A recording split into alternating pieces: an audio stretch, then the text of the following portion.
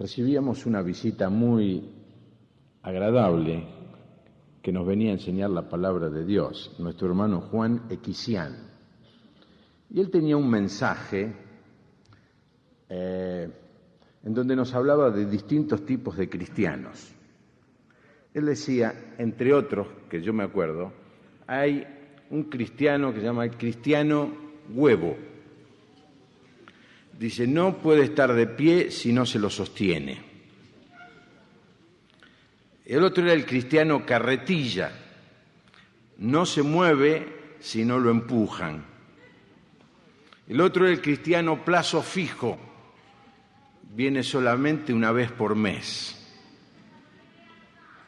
El otro, me acuerdo, era el cristiano tren argentino.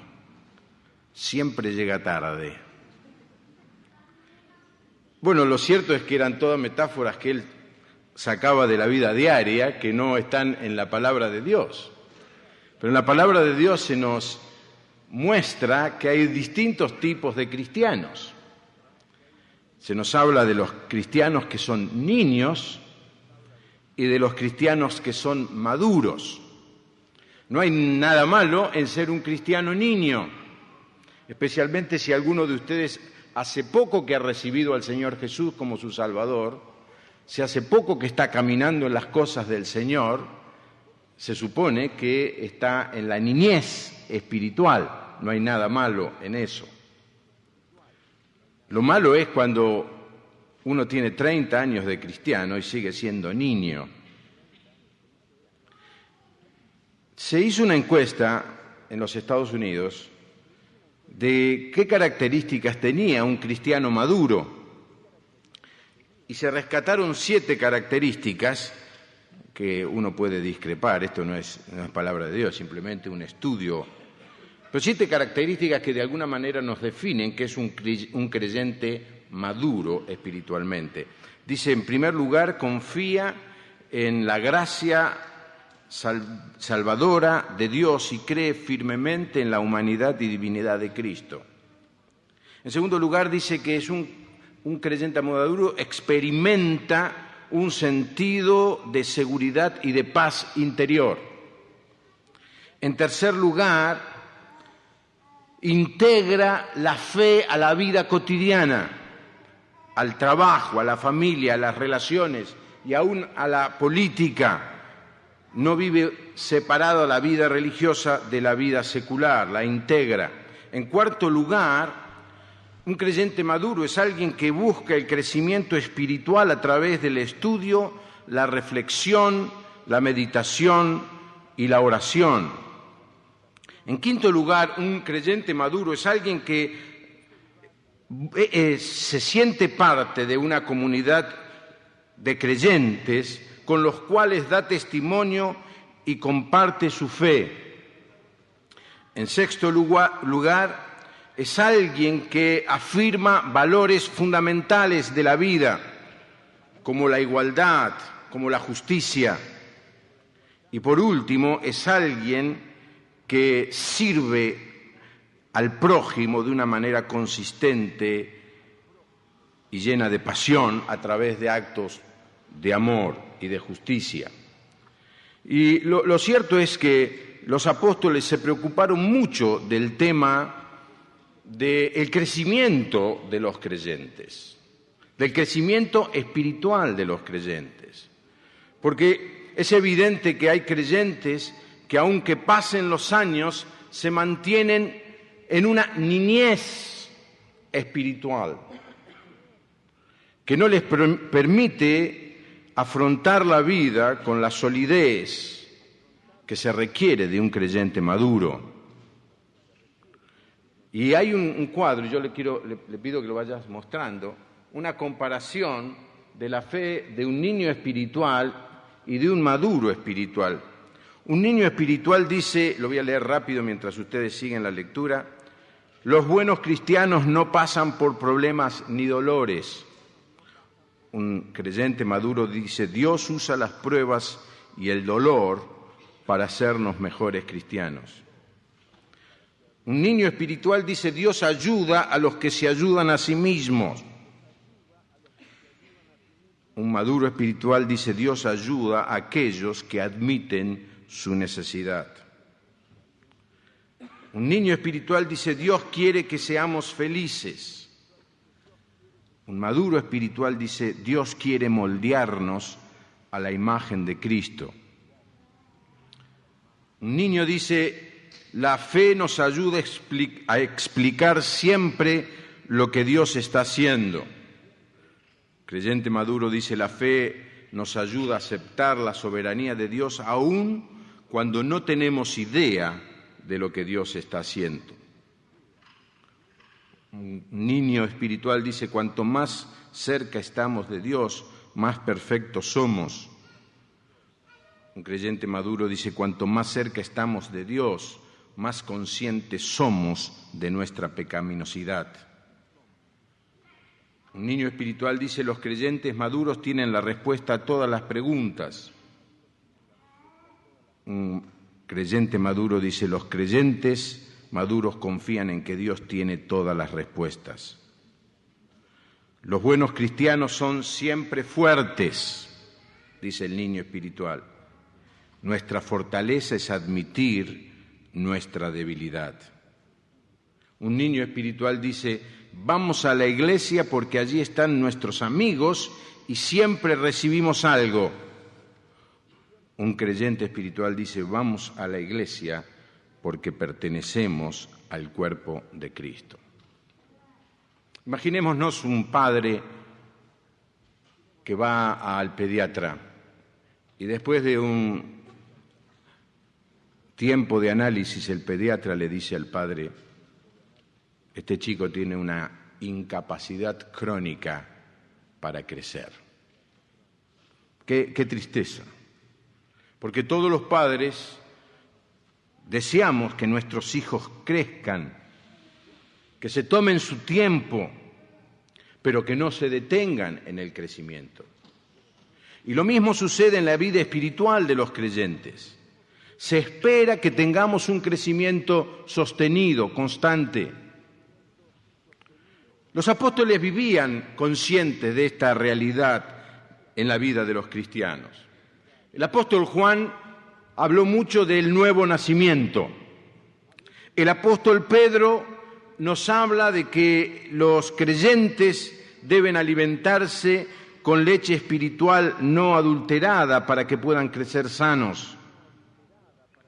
Cuando Pablo escribe la carta a la iglesia de Tesalónica, se pone muy contento porque ve que estos creyentes en esta ciudad están creciendo abundantemente, ricamente. Y cuando leemos todo el texto, especialmente las cartas del apóstol Pablo, descubrimos que Pablo expresa su tristeza, su preocupación por el hecho de ver a los creyentes estacionados en su crecimiento. ¿Cómo es que alguien puede quedarse detenido en su crecimiento?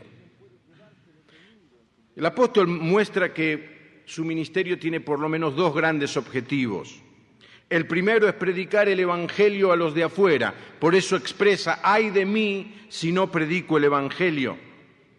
Pero el segundo propósito en el ministerio del apóstol lo expresa en Colosenses 1:28 cuando dice: a quien anunciamos amonestando a todo hombre y enseñando a todo hombre en toda sabiduría, a fin de presentar perfecto, a fin de presentar maduro en Cristo Jesús a todo hombre. Esta es nuestra batalla. En esto estamos comprometidos. Me preocupa que los creyentes crezcan en el conocimiento del Señor y de su palabra. Porque el apóstol se daba cuenta que la niñez es algo muy bueno, pero cuando alguien tiene 30 años y sigue siendo niño, es algo trágico. Seguir siendo niño es infantilismo, y el infantilismo de ninguna manera es recomendable. Así que el apóstol permanentemente está preocupado en mostrarle a los creyentes cuáles son las herramientas para un crecimiento sostenido, para que los creyentes puedan llegar a ser maduros, o como también se traduce esta palabra, perfectos, en la palabra de Dios. Y yo voy a tratar de ser lo más rápido posible, voy a señalar 3 características de un creyente maduro espiritual. La primera, abran conmigo en Efesios capítulo 4, versículo 13 al 15. Este es el pasaje central de nuestra filosofía como iglesia.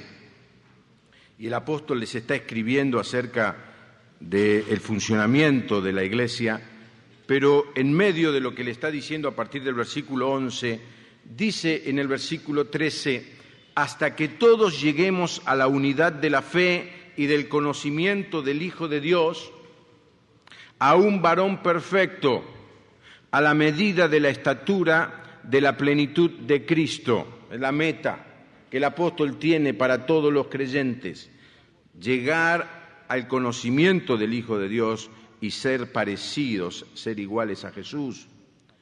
¿Cuál es la consecuencia, el primer resultado de un creyente que crece, que es maduro? Para que ya no seamos niños fluctuantes, llevados por doquiera de todo viento de doctrina, por estratagema de hombres que para engañar emplean con astucia las artimañas del error. La primera característica de un creyente maduro es que sabe diferenciar el error de la verdad, la mentira de la verdad. Hace un tiempo, un hermano de la congregación me trajo una revista. Él estaba muy entusiasmado con alguno de sus artículos y yo conocía el lugar de donde salía esta revista, se llamaba The Plain Truth en inglés, y en español se llamaba La Pura Verdad. Me insistió para que leyera algunos artículos de esta revista, diciéndome que estaban llenos de citas bíblicas. Por supuesto, al poco tiempo de leer el artículo y conociendo, como les decía, de dónde provenía esta revista, descubrí que era una teología legalista que mezclaba la gracia con el cumplimiento de la ley y que, por supuesto, era ajena a nuestra manera de creer y de pensar. Él se había quedado sorprendido porque el artículo tenía muchas citas bíblicas. Un creyente maduro sabe que el hecho de que un artículo tenga citas bíblicas no lo convierte en algo verdadero. Por supuesto que hay algunas cosas que este artículo o esta revista decía que tenía cierto valor, pero el propósito de este artículo era confundir a los creyentes con una verdad falsa, y la verdad y la falsedad siempre viene mezclada con la verdad. Un creyente maduro entiende, sabe diferenciar, no es llevado de aquí para allá por vientos de doctrina, por estratagema de hombres perversos que quieren sembrar el error en la congregación. Cuando el apóstol habla de vientos de doctrina, él está pensando en la navegación. Ustedes saben que al principio los barcos solo navegaban cuando el viento les era favorable. Así que mientras el viento les era contrario se quedaban estacionados o bajaban las velas porque no habían descubierto todavía los hombres la manera de usar las distintas velas para avanzar. Más tarde el hombre aprendió a navegar cruzando el viento, con viento cruzado, y también aprendió a navegar contra el viento. No sé mucho de navegación, pero los que han subido a algún barco de vela pueden dar fe de esto. Y esto es lo que le sucede a los cristianos. Por supuesto que nos gustaría siempre tener a favor la doctrina, los conocimientos, pero lo cierto es que nos vamos a encontrar con vientos cruzados. Significan pensamientos y doctrinas que tienen cosas buenas y cosas malas y que nosotros vamos a tener que utilizar el discernimiento espiritual para saber separar una cosa de otra. Pero también, hermanos, tenemos que reconocer que en estos últimos tiempos, dice el apóstol, se levantarán algunos que vienen a traer división, disensión, herejías a la congregación. Esos son los vientos en contra que debemos repudiar. Porque el pasaje dice que debemos buscar ser semejantes a Jesucristo. Y cuando el creyente busca ser semejante a Jesucristo, leyendo en la palabra de Dios cada día, ¿quién es Jesús? ¿Qué hizo Jesús? ¿Qué dijo Jesús? ¿Cómo vivió Jesús? El creyente comienza a parecerse cada día más a Él. Es la canción que cantamos siempre. Ser como Cristo es nuestro deseo, parecernos más al Señor Jesús. La primera característica, entonces, un creyente maduro sabe diferenciar la verdad del error. En segundo lugar, abran conmigo en Filipenses capítulo 3, versículo 13 al 15. Aquí el apóstol menciona otra característica de un creyente maduro. Dice, versículo 13 del capítulo 3, hermanos, yo mismo no pretendo haberlo ya alcanzado, pero una cosa hago, olvidando ciertamente lo que queda atrás y extendiéndome a lo que está adelante, prosigo a la meta, al premio del supremo llamamiento de Dios en Cristo Jesús. Así que todos los que somos perfectos o maduros, esto mismo sintamos, y si otra cosa sentís, esto también os lo revelará Dios. Aquí la segunda característica de un creyente maduro es alguien que se olvida lo que queda detrás. El apóstol no está utilizando la palabra olvido como cuando nosotros decimos, uy, me olvidé el paraguas, sino que está diciendo, de esto que pasó en mi vida en el pasado, lo abandono, lo dejo, no me preocupo más de ello, no tengo más interés en eso, no pienso más en eso, no voy a ocupar más tiempo en eso. ¿Por qué? ¿Por qué dice el apóstol que se olvida de todo eso? Porque tiene algo en mente, está preocupado por lo que viene adelante. ¿Y cree qué es lo que viene adelante? El premio del supremo llamamiento de Dios en Cristo Jesús. La característica del creyente maduro es que siempre está pensando en cómo servir mejor al Señor, que siempre está pensando en cómo desarrollar el reino de Dios, en cómo apurar la venida del Señor Jesucristo, siendo de bendición, predicando el Evangelio. La característica del niño espiritual, del carnal, es que está mirando atrás, tratando de sembrar desilusión, desánimo, desunión. El creyente espiritual se extiende a lo que va adelante. Tiene en mente el apóstol Pablo a un corredor. Evidentemente al apóstol le gustaba mucho el correr o el deporte. Y él dice que en los últimos metros, y lo hemos visto este año en la Olimpiada allí en Australia, el corredor como se extiende, se estira hacia adelante. Eso es lo que está queriendo decir. Está corriendo, todavía no ha llegado a la meta. No es que lo he logrado, dice el apóstol Pablo, y pensando lo que había dicho en Efesios, llegar a la estatura de la plenitud de Cristo. Esa era la meta del apóstol. Dice, yo sigo corriendo, no llegué todavía, me extiendo hacia adelante al premio del supremo llamamiento del Señor.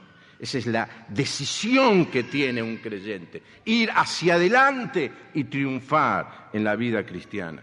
El corredor está corriendo, no mira al costado, no sabe si hay tribuna, no le interesa, no sabe si hace calor o frío, no siente nada, tiene algo en mente, llegar a la meta y honrar al Señor Jesús. Y cuando hablamos de no mirar atrás, a nuestra mente viene la mujer de Lot.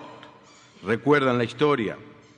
Se le dijo simplemente una orden muy rápida: salgan corriendo, Dios va a destruir Sodoma. Salgan corriendo y no miren atrás. Una indicación muy simple. Esta mujer salió, dice que el Señor le dije a Lot que tome a sus 2 hijas de la mano y a su esposa y salga corriendo, no pare de correr hasta que llegue a las montañas cercanas a la ciudad, sin mirar atrás. Pero la esposa de Lot miró atrás. Y la pregunta es, ¿por qué desobedeció? ¿Por qué miró para atrás?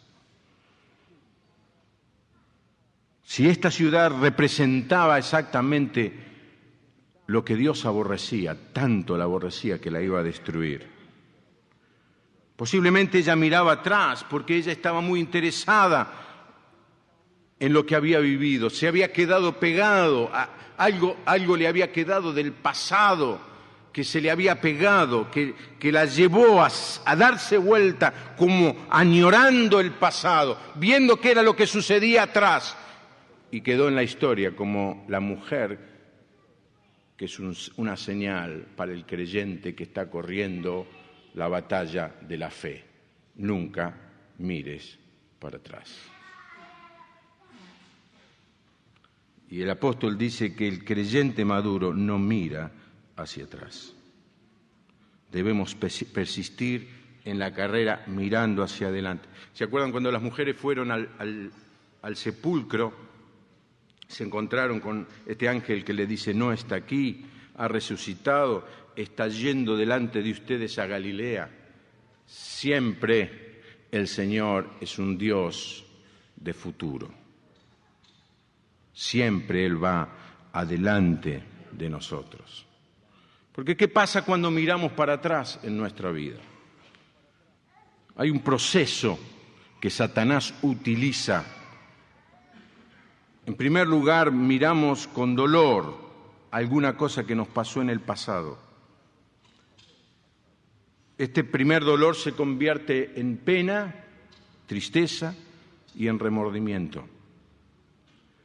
Si persiste el remordimiento se convierte en resentimiento. El resentimiento luego se convierte en rencor. El rencor es amargura y odio. Y seguimos buscando, mirando atrás, y el odio se convierte en venganza. Ahora queremos ser vindicados y el veneno de nuestro odio salta y lastima a todos los que nos rodean. Remordimiento, resentimiento, rencor, venganza, las características del que mira hacia atrás. Una vez la mujer de Lot fue convertida en estatua de sal como una señal para aquellos que queremos seguir corriendo la carrera. No mires para atrás. Y el apóstol dice, una cosa hago, olvidando lo que queda detrás. Me extiendo a lo que está delante, me estiro hacia la línea final, porque mi Señor y su reino me esperan allí. Y luego aclara, y todos los que seamos maduros espirituales, esto mismo sintamos. La tercera característica, esta está en el libro de Hebreos. Si ustedes pueden buscar el libro de Hebreos, el capítulo 5, versículo 13 también. La primera característica era, el creyente maduro sabe diferenciar la verdad de la mentira. La segunda característica, el creyente maduro no mira atrás, mira hacia adelante. Y la tercera característica, el creyente maduro sabe diferenciar lo bueno de lo malo. Dice, y todo aquel que participa de la leche es inexperto en la palabra de justicia porque es niño, pero el alimento sólido es para los que han alcanzado madurez, para los que por el uso tienen los sentidos ejercitados en el discernimiento del bien y del mal. Los creyentes maduros necesitan alimento sólido para poder estar capacitados para diferenciar lo bueno de lo malo. No es tan fácil. Muchos creen que es fácil separar lo bueno de lo malo. El tema es que Satanás es muy astuto y mezcla todo de una manera tan sutil, tan sofisticada, que lo que hoy nos parece sublime, mañana es una herejía. Lo que nos parece algo distinguido e inteligente, pronto puede ser despreciable. Y solo los creyentes maduros que se han alimentado de la palabra de Dios, que es el alimento sólido, pueden ver la diferencia. El enemigo es muy astuto y trata de confundir a los creyentes, y de hecho lo logra. Porque no es tan fácil separar el bien del mal. Doy dos ejemplos simplemente para que ustedes se den cuenta que a veces nos parece que es una cosa simple. El primer ejemplo es, imagínense, vamos a visitar en una cárcel a un grupo de jóvenes que han cometido algún delito o aún han asesinado a una persona en un acto de violencia. La primera cosa que decimos: son culpables, deben ser castigados, merecen la cadena perpetua, lo que sea. Parece fácil, pero cuando nos sentamos a charlar con ellos, descubrimos, y esto estoy hablando de algo hipotético, descubrimos que nunca han tenido una familia sana, de chicos han sido siempre violentados sexualmente, les han pegado, han tenido que a los pocos años de vida salir a la calle a robar para poder comer, los ha usado los narcotraficantes o la policía una y otra vez. Y cuando terminamos de hablar con ellos descubrimos, un momento, al principio me parecía que era todo tan simple, asesinar a una persona, son culpables, de hecho lo son. Pero ahora estoy pensando, pero también son víctimas. El otro ejemplo que quiero compartir, seguramente cuando venga el pastor Carlos Scott lo va a mejorar o arreglar. Leí hace un tiempo en una revista de la venta de esclavas jóvenes, de niñas jóvenes en Sudán. Y hablaba de gente muy violenta que iba al sur de Sudán y robaba a las niñas de las casas y las vendía en el norte de Sudán por $50. Entonces, lo primero que uno dice, $50, pues yo podría salvar la vida de alguna persona. Bueno, lo que yo pensé al primer momento es lo que pensó mucha gente, y mucha gente comenzó a juntar dinero y a mandar dinero para liberar a estas niñas que estaban siendo esclavizadas en el siglo XX. Estoy hablando de este año, del año pasado. Cuando cambio de hoja y leo el otro artículo sobre la esclavitud en Sudán, hay un artículo de un misionero que dice, por favor, no manden más plata, porque lo que produce el mandar dinero es que realimentan el circuito de violencia de estos perversos que compran más armas, tienen más medios para esclavizar a más personas y para hacer esclavas a más mujeres. Y ahí me di cuenta que rápidamente uno comete un error, cree que está mal o está bien, y de golpe cuando se mete a leer entre líneas, no es tan fácil.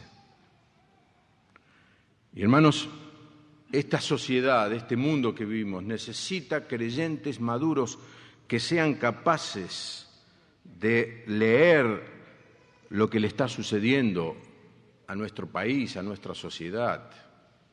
Creyentes maduros que puedan darse cuenta de las acechanzas del enemigo y separar con toda precisión el bien y el mal. Es la madurez cristiana la que nos ayuda a diferenciar la verdad de la mentira, que nos ayuda a mirar hacia adelante y olvidar el pasado, que nos ayuda a separar lo bueno y de lo malo. ¿Y cuál es el recurso? El alimento sólido. Y el alimento sólido es la palabra de Dios. Dice 2 Timoteo capítulo 3, versículo 16, toda la Escritura es inspirada por Dios y útil para enseñar, para redarguir, para corregir, para instruir en justicia. Y fíjense cuál es la razón de ser de la palabra de Dios, a fin de que el hombre de Dios, de que el creyente sea perfecto, maduro, enteramente preparado para toda buena obra. Es casi un ruego del apóstol: no seáis niños, sino busquen la madurez espiritual. Porque si no vas a ser presa fácil de cualquier viento de doctrina, presa fácil de la tentación de Satanás a que te quedes enredado en el pasado, presa fácil de la astucia del enemigo que no te va a permitir saber qué es lo bueno y qué es lo malo. Y hermanos, el apóstol nos dice que parezcamos cada día más al Señor Jesús. Y la única manera, la mejor manera, es a través de esta palabra que es inspirada por Dios, que es útil, que sirve. Lo sorprendente es que hay creyentes que han escuchado cientos y miles de mensajes, pero se han quedado detenidos en la vida espiritual. Son niños. Y como niños no pueden producir, los niños no trabajan, no tienen la energía y la capacidad para producir obras. Los niños son niños. Hermano, el Señor quiere que seas maduro espiritual, que crezcas en la vida cristiana, de tal manera que puedas diferenciar la verdad de la mentira, correr la carrera buscando honrar al Señor, separar lo bueno y lo malo y hacer frutos y tener acciones, estar preparado para toda buena obra. Este es un buen momento, hermano, para tomar la decisión de dejar de ser niño y comenzar a crecer. Aquellos que son nuevos en la fe, son niños porque recién han entrado en la familia de Dios, no dejen de crecer. No dejen que Satanás los engañe y les detenga el crecimiento.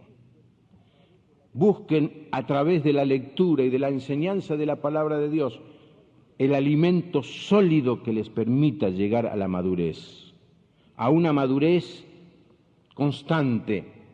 La meta es llegar al conocimiento del Hijo de Dios, a la estatura de la plenitud de Cristo. Esa es la meta. Si te quedaste detenido, algo anda mal, estás enfermo espiritual. Y es posible que tu enfermedad espiritual te haya hecho que estés enredado en cualquier viento de doctrina, de falsa enseñanza, o desanimado, mirando para atrás, o confundido porque no sabes saber diferenciar lo que está bien y lo que está mal. Hermanos, el Señor quiere creyentes maduros, espirituales, que crezcamos y que nos parezcamos cada día más al Señor Jesús. ¿Cree eso, hermano? Inclinamos nuestro rostro y oramos al Señor.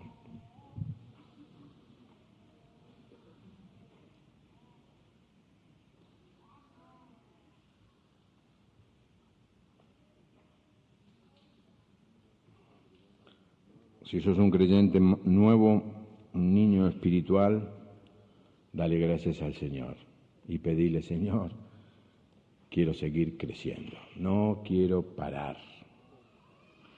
Un poco cada día, un crecimiento natural, un crecimiento consistente, persistente.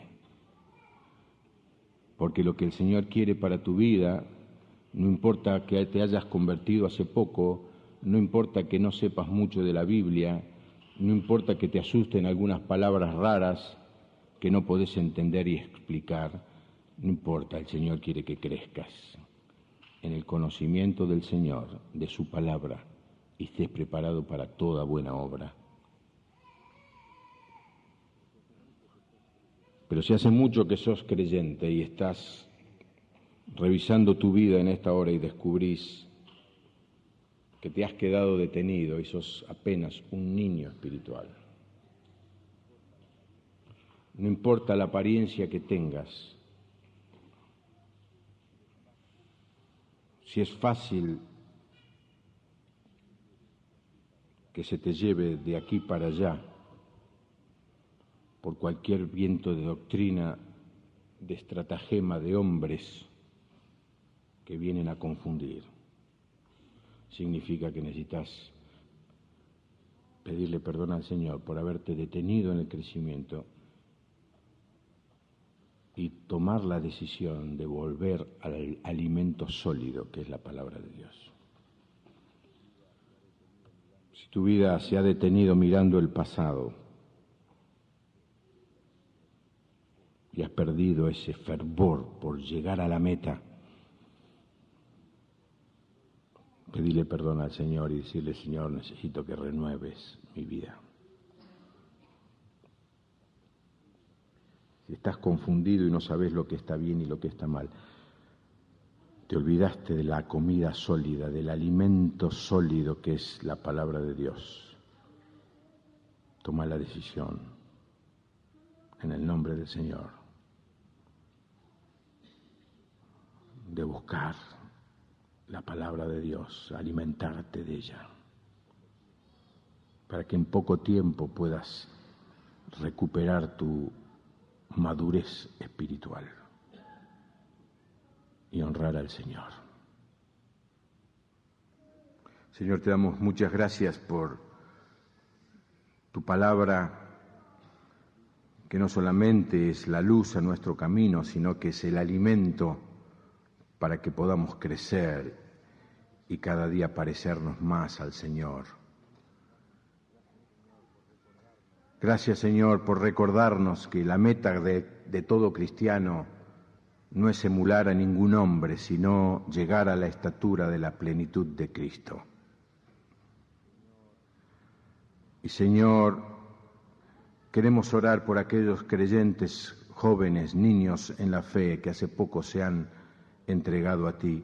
Señor, que a través de tu palabra ellos puedan alimentarse y tener un crecimiento sostenido, que Satanás, Señor, no les detenga en su vida espiritual y puedan enfrentar la vida con las herramientas de un cristiano maduro. Señor, por aquellos que estamos ya hace mucho tiempo en tu camino, confesamos que muchas veces nuestro crecimiento se ha detenido porque hemos escuchado otras voces y no la tuya. Hemos mirado atrás en vez de mirar hacia adelante. Hemos dejado de alimentarnos de tu palabra y Satanás nos ha confundido. Y te pedimos perdón.